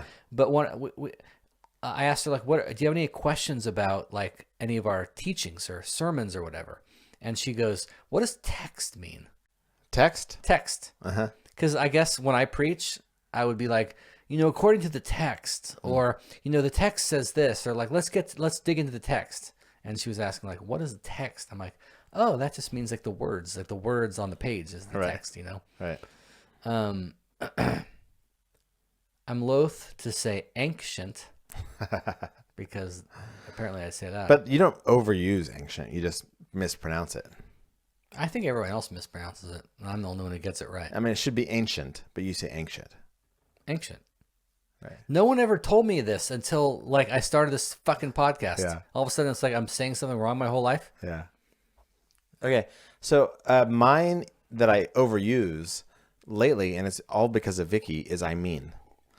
Every time somebody asks me a question or says anything to me, I start typing, I mean, comma, and then I say it. In Facebook, text but messages. on texting, not in verbal communication. No, I do it in verbal communication too, because it started there. Really? Because I never said I mean before her, and she says I mean all the time, and I have just taken it on, and I constantly say it. I mean, I'll say that. Yeah. Or I haven't noticed that. Text. Yeah, because I constantly delete it. Oh. So in almost every it's seriously probably it's the beginning of 50% of sentences that I type, and I start to say it, and I think, wait a second, do I really need this here? Delete, Yeah. delete. And I go back and start the sentence. But you know what's funny though, I think, is when you deliberately text or write the way you speak. Yeah. Like I'll do this all the time because I think it's funny. I'll say, well, the thing is, comma, is that, Right. or is what I'm saying. It's too long, is what I'm saying. I get told all the time when I write a letter or something long that I type or I write the way I speak. That I don't have like two different voices. But then you shouldn't. You should leave it in there because it's funny. I know, but there's too many. It's just I overuse it. So I'm trying to use it, but not overuse it. I still try to sprinkle it in, but just not make it on every single sentence. There's a funny. Speaking of writing the way you speak, there's a book I read years ago by this guy he's a black professor at Berkeley. Why do you have to say he's black? Why do I have to say he's from Berkeley? Or why do I have to say he's a professor? Because I'm illustrative. It's because you're impressed that he could be black and a professor from Berkeley. He's Mexican, but he's very hardworking. Right. I think he's called John McWhorter, and he wrote some book about like language. Mm-hmm. And he was talking about Civil War letters from soldiers back to their sweethearts back home. Because people like lift those up as like, oh my God, look at the way people spoke back in the 19th century. Like these like flowery, rhetorical, letters like my dearest, but he's comparing it to like, what do you call it? Uncle Tom's Cabin and other examples of like the way people spoke. And he was making the point that like, yeah, people wrote one way in the 19th century. It was very, very flowery and beautiful. But the way they spoke was totally different. They didn't get home when they were like, "Oh, my dearest wife." Yeah. It lightens my heart to have seen thee upon the field as I tread upon the ground to your hearth. Thy breasts are like the cedars of Lebanon. Right. Oh wait, that's from Song of Solomon. Yeah. But that I want to climb your tree and shake your peaches. Thy teeth are like the towers of, Is that Song of Solomon or Steve Miller Band? I'm not sure. Yeah. Or In the Valley Below. Right. Okay, mine is question 15. This is easy one for me. Probably easier for you, I would imagine. What or who is the greatest love of your life? You. Clearly. And I'm assuming your answer is me. You were going to be my answer. Okay. Next. Of course. No. But second grade. Let's answer it as the second greatest. Great idea. Good idea. Everybody I've ever talked to, I have to preface it with, besides my kids, Yeah. It's like, I have to say, well, of course, besides my kids, this is how I feel about you. Sorry to all those people I have to say that to, but it's got to be my kids. I mean, I would stand in front of a moving train for them. I would take a bullet for them. I would do anything for them. Everybody else, I'd be like, let me think about. Too late. Yeah. No. Everybody else. I mean, there are other people I would also stand in front of a train for and take a bullet for. But you think about it a little bit longer. I would think about it a little bit longer. Yeah. And the reason I would think about it is because of my kids. Yeah. Because I'd be like, oh, I'm leaving my kids without somebody. Yeah. So for me, it's my kids. They're the reason. I respect people who don't want to have kids. Ricky Gervais, for example. Mm-hmm. Bill Maher. I wish, there's part of me to wish I could be like that because they seem like they have it made. I respect people who don't have kids. I in some sense envy them. I wish that I had also decided that. Right. I rue the day I inseminated my old wife. But other than that, I love them. Yeah. But to me, I just can't imagine getting to be 75, 80 and thinking there was any reason, there was any purpose without having kids, Yeah. So they're definitely the love of my life, the greatest love of my life. Yeah. What about you? Probably your January kids. Jones? Probably your kids. Probably my kids. Yeah. They're great. I love them. Your kids are my second greatest love of life. I love your kids. They're great. Yeah, they're amazing. Bono. How are you supposed to answer this question? You can't. If you have kids, you can't not say your kids on this question. Yeah. But they're all right. I have three kids. At any given moment, I love 2/3 of them. It's rotating. Right. One of them's always in the shit house. Yeah. Your kids have been around for like 15 years. Yeah. I've been around for like 30 years. Janie's like We don't really some Johnny know. come lately. We don't really know about Janie yet. She's a Janie like come lately. we could ask her in like 10 years or something. Right. But who knows? Yeah, who knows? Just kidding, Janie. We're just like dipping our toe in the there's the whole pool. I mean, there's a part of this questionnaire that like I almost don't want to answer anything in the last 10 years.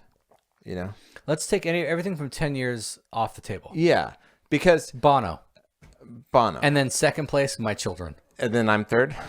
No, you're second. My children are third. Okay. Sorry, kids. All right. No, sorry. And it's not because of current feelings. It's just that Bono's been there for me. Like I have felt one thing 5 years ago that I don't feel now. Mm-hmm. You know? But things like 10 years ago, my kids, that doesn't change, you know. You don't change. Mm-hmm. And there's a very good chance that the current feelings won't change, but I just feel like, you know, responsibly answering that question. Yeah. Because the next question is when and where were you happiest? Right? Oh, wow. And it's like right now. No. Yeah, I'm happy right now, but like history could change that. Or the future could change that. I don't think it will. I hope it doesn't, but it might. Mm-hmm. But if I look back on 5 to 10 years from now, and I could look back and go, oh, from 37 to 0, I could for sure tell you where I was the happiest, you know? And that would probably, for me, it would probably be Calvary Chapel Bible College, which I wasn't the happiest because what I was being taught. I was the happiest because it was communal living, you know? And I was with a group of people I liked, and we lived communally, and we saw each other all day long, and there wasn't this 8 to 5 job, you know. I mean, I could very easily see myself having that in the future and looking at it like this is the happiest time of my life. Well, I remember visiting you because I didn't go to Bible college, but I was on staff. Well, you didn't need to. I mean, it was mainly for people who needed to catch up to where I was at, which is great, and I'm happy. You know, I'm just thrilled that you were able to do that. No, but I remember being up there at the conference center for some summer camp or winter camp or whatever the fuck. Yeah. And you were like showing me around your bunk. You were at the bottom bunk with the, you know. And I remember thinking like, yeah, like this would be awesome. And I remember when my girlfriend at the time graduated high school and went to when she finally graduated high school 5 years later. Mm-hmm. I was kidding. Jennifer with the PH? Yes, and she was up there, and so I would go drive out there and visit her, and she would show me around. I remember thinking like, man, this is like awesome. Like I would love to live like this. Like this is so cool. Yeah. But for me, that was like Hungary. Yeah. You know, from and I didn't have that because I moved to Hungary having just recently been married. Right. And so for me, it was more just like trial and tribulation. Yeah. But I could see that for you because you had that communal living and you were single with these great guys and people. Everyone was single. Our whole team. Like I moved to Hungary in '94 into Budapest, and weren't Elizabeth and Matt and Josie and I the first married people there? Yeah. When you guys showed up in '96, it was like, oh my God, like these guys are coming and they're married. These people are having sex, and they have their wives with them, their property, right? And they get to have sex with that property anytime they want to. Right. No, it wasn't like that, but yeah, probably the first probably I don't know 2/3, 3/4 of my time in Budapest. Yeah, was that when I was happiest. You know, if we're gonna you know take the last 10 years off the table. Yeah, it was like, yeah, that was. I had a lot of happy time there too. Mm-hmm. Not as happy as you, I don't think, but because I was married in a mostly loveless relationship. But there was that you don't work 8 to 5, and you do get to spend a lot of time together and commune and stay together and like spend time actually enjoying things. Yeah, unlike today. You know? Yeah, and for me also, it was just Europe. It was like realizing like. Because I had been, I mean, when I moved there when I was 21, and until then I had been to Australia, New Zealand a lot of times. But other than that, and Mexico. But other than that, I hadn't really like left America, you know. But then like, well, I guess I've been to Africa. That's a whole other continent I forgot I lived in. Yeah. But it was when I lived in Hungary that I realized, like, I kind of feel like I'm a European at heart. Right. Like, to this day, I mean, half the pages I follow on Instagram are like, Europe. Yeah. Either Budapest or just Europe, pages with the most insane photos of like Norway and Italy and France. And it's like, I realized then, and to this day, it's true over half my life later, that it's like, yeah, this is where I feel where I should be. Like I feel at home there, and That's I how I want to be always there. felt about Washington. Mm-hmm. Like that's, Yeah. hard to think about leaving here or not, the weather makes it rough. But like when I came up here, I thought, oh, this is where I belong. Yeah. This is my place. Yeah. But I also love Europe too, as well. So what, we made it through like 7 questions. Yeah. There could be a part 3 and a part 4. We're just that deep. Yeah. Yeah. Any topic, we can take almost any topic and just Unnecessarily prolong it. maybe that's it. Tortuously prolong anything. That's what makes a good talk show host, right? Somebody who can just take any topic and talk about it for a while. You remember, you didn't watch SNL in the 80s. When Kevin Nealon was on SNL, Yeah. he did some spoof. Doug Wilson? Yeah, from Weeds. Yeah. He did some spoof, like celebrity, kind of like Two on the Town or INLA, one of those like Yeah. talk shows where somebody interviews celebrities, and his whole goal was to make them cry. So he'd be like, "So your dog died when you were 12. What was that like?" And then they'd cry, and then he'd like get this big grin, like, I tortuously like made this unnecessarily painful. That's what we do Yeah. to each other. Did we make it painful? I thought it was very pleasurable. I liked it. That was the opposite of painful. Well, sometimes they're the same. All right, you got a Bieber? Yeah. This is something that probably no one's going to relate to. Okay. Am I going to relate to it? No. Oh. But nobody, literally nobody. Because if I don't relate to it, who possibly would? You are anyway? every man. Yeah. No, but a Biebers me. Okay. It's at the casino when people unnecessarily spell things for me. Mm-hmm. Like what? Somebody will the car will drive in, and he'll get out. I'll be like, "Hey, how you doing? Good. How you? Fine. So what was your name? Rob. R-O-B. Oh, R-O. Wait, hold on. Wait. Start over. I'm sorry. How do you spell that now? Right. R-O-B. Are you fucking kidding me right now? That's how you spell? Like Rob, like robbing I would a have bank? never guessed. I thought it was like Saab, like S-A-A-B, like R-A-A-B. Right. Matt, M-A-T-T. Huh. Hold on. Matt, like M-A-T-T? Like two T's? It's not like Matt. Like your name is not like floor mat or doormat or like... Well, it's funny because I have recently... But it's short for Matthew? I have recently Holy stopped shit. Spelling my last name for people unless they ask. So I'll go... I was at the prescription counter at Safeway yesterday, and they were like, name and birthday, and I said, a Christian Kingery, 11/28/72. And they did it without me doing anything else. Maybe it's having the birthday in there or whatever. Yeah. But I will always say Kingery, Kingery. But lately I've been just saying Kingery first and seeing if they ask for the spelling. Because King, everyone knows King, Kingery, like you think they could get it. Yeah. But well, even my name, Stellman. Stellman. Like, how else do you fucking spell it? Right. Stell-man. Right. Like, what do you think it is? Right. I understand if you think it's Stillman Yeah. instead of Stellman. So my default has always been to Kingery, Kingery. Yeah. But now I've been just saying Kingery.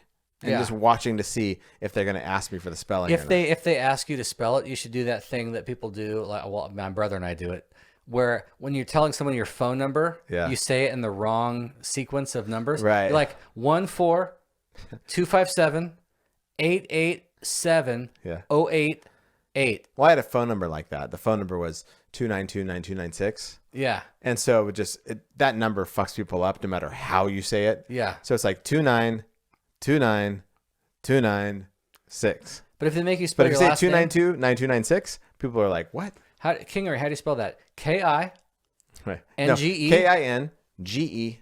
R Right. Y. But when people are like Matt, M-A-T-T, I'm like, oh, wait a minute. So it's not M-A-T? It's not like floor mat. Yeah, Wow. or like, but it's like It's on the person mat. It's like short for math. Oh my God. Like I've been all over the world. I've never known that. Thank you for teaching me something today, sir. Yeah. Ron, R-O-N. Not R-A-W-N? It's not R-A-H-N. Right. It's R-O-N. One N? How many N? Hold on. But you know what? Here's the pen. You write it down. I'm lost. But here's how fucked up the English language is. Jan and Ron sound the exact same. But one is Y-A-W-N, one is R-O-N. Yeah. Or Khan, the Wrath of Khan. K-A-H-N. Right. K-A-H-N. Yeah. Right. But it's like, what the fuck do you think I'm going to write down? But then again, it's like when I look at like other valets who fill out the tickets when people come. Yeah. I look at what they write. Yeah. The other day, yesterday, some lady comes to the window and she gives me her ticket. She's ready to leave. And I'm like, okay, ready to go? Yeah, okay. And I go, what's the name on the ticket? And she says something like Jolene. And I grab the ticket and I'm looking at it and I go, what's your last name? And she's like, Smith. I'm like, okay, are these your keys? Because what's written down does not correspond to anything she sent telling me. And I go, are these your keys? And she goes, yeah. I go, what kind of car is it? She's like, it's a blue Mazda SUV. I'm like, okay, this is obviously the keys. She goes, what does it say? And I'm like, and I've gotten talked to by my supervisor for not doing, like, don't do this because it makes everyone look stupid. Right. I'm like, it says Irina. I-R-I-N-A.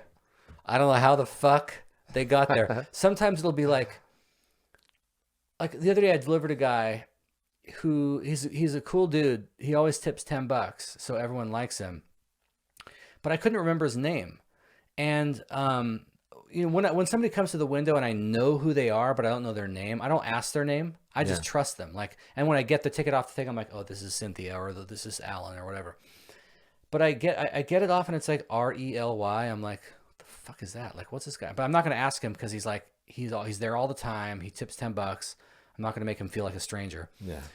But then I'm like, after I delivered him and he left, I asked somebody else, I'm like, what's that guy's name? Like, what that guy just delivered, what's his name? And they're like, that's Larry.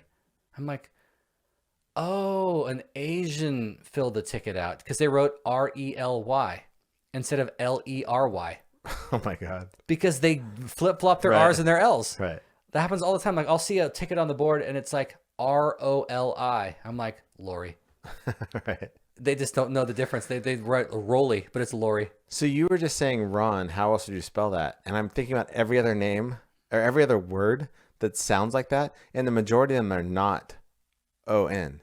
It's like John, J-O-H-N, Lawn, L-A-W-N, Fawn, F-A-W-N, Gone, G-O-N-E. But Con, K-A-H-N. But if your name is Ron. And S-O-N is son, not son. But S-A-W-N is son. Like, you shouldn't have sawn that woman in half. So, like, somebody spelling the name Ron is more likely to me than having to spell the name Kingery. Because the majority of O-Ns that sound like on are not spelled O-N. Yeah. But people do it all the time. And it's just like, why? Why are you doing this to me? Like, what do you think? You don't think I know how to spell the name Ron? Yeah. R-O-N. Rob. Oh, it's not like S-A-A-B, Sob? Right. No, it's Rob. Like, yeah. Anyway. All right. My Bieber is bathroom related. Work and bathroom related. As is often the case. Yeah. So on the floor I'm on in Moss Adams. And by on, I assume you mean A-W-N. Clearly. There's one men's bathroom, and it's also right next to the largest conference room. And this conference room is one side of it is all windows. So from where I go to the bathroom, you'd have to walk past these large windows by the big conference room to get to the bathroom. Yeah. So my problem is twofold. A, like I've mentioned earlier, I've been drinking like a gallon of water a day. So I go to the bathroom like 16 times. But B, just by the off chance that I have to do a duty in this bathroom. They all know how long you've been Everybody knows how long I'm in there for. Like, because when you're in that conference room, you're watching everybody that walks past because you're bored most likely because you're in a meeting. Yeah. But then it's like you watch a guy walk in and go to the bathroom. And you forget about him, and then you see him walk out 20 minutes later. Yeah, you're like, oh shit, that guy's been in there just like just laying cable for like a long time. Right, I forgot about that So guy. I just keep thinking, who thinks it's a good idea to put the bathroom right next to the main conference room? It's like, give us a break. Yeah. Well, men's public restrooms should only have urinals. No.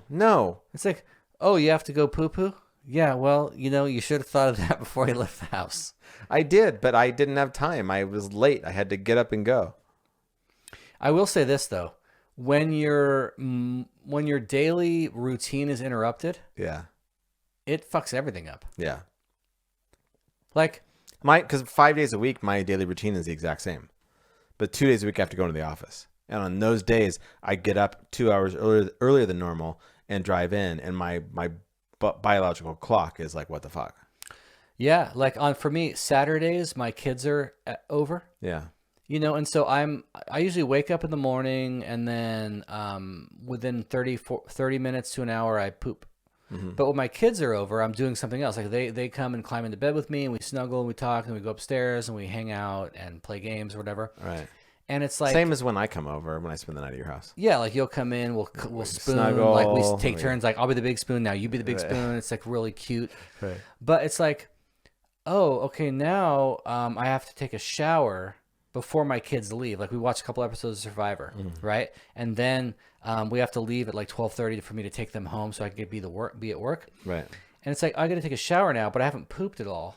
I don't have to because my body is thinking to itself, oh, there's something different's happening. We're gonna not poop today. Right. But I'm like, I don't want to poop after I shower. I want to poop before I shower. So then I'll try to poop, and it's like having a preemie. It's like this fucking thing's not gestated. Yeah. It's More's not. got to happen later. It's not like done yet. I haven't fully baked it, and taken it out of the oven too soon. Right. Yeah. All right, dude. One question for you. Oh God. Okay. Where are we right now? Where are we? Yeah. We're in your basement. We're on a motherfucking boat. Oh. Yeah, when this podcast comes out, we're going to be on a cruise. Yeah, we are. On a motherfucking boat. We're just going to be lit AF. All right, dude. Talk to you later. All right. Bye.